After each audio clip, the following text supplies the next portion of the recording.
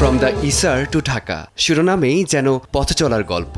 সুদূর মিউনিক থেকে আগত জিজার ব্যান্ডের মাদকতা ছড়িয়ে পড়ে শিল্পকলার জাতীয় নাট্যশালা প্রাঙ্গণে। ইউরোপীয় ইম্প্রোভাইজেশন, আন্দালুসীয় রং আর জার্মান লোকগানের সূক্ষ্ম সুরধ্বনি সব মিলিয়ে এক সম্মোহনী আবেশ ছড়িয়ে পড়ে শ্রোতাদের হৃদয়ে।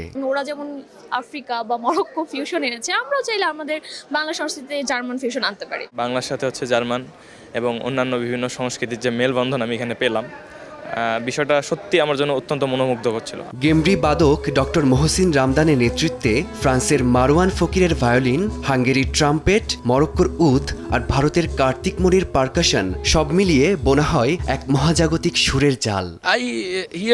আগে শুনেছি বাংলাদেশের মানুষ অন্য দেশের গান পছন্দ করেন, আজ নিজ চোখে দেখলাম সত্যিই অপূর্ব।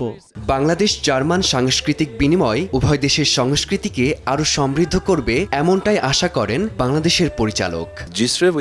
জিজার শব্দের অর্থ সেতু। তারা সত্যিই ভিন্ন ধারার সঙ্গীতের মাধ্যমে সেতু বন্ধন তৈরি করেছে, অনন্য সুরের মেলবন্ধন ঘটিয়েছে। তাই বাংলাদেশি শ্রোতারাও খুব সহজেই একাত্ম হতে পেরেছেন।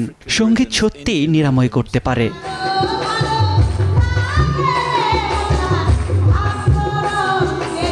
দূরদেশের বাদ্যধ্বনি আর বাংলার লোকসুর একই মঞ্চে মিশে তৈরি করল সীমাহীন একতা, প্রমাণ করল সঙ্গীতের শক্তি সব সীমানার ঊর্ধ্বে।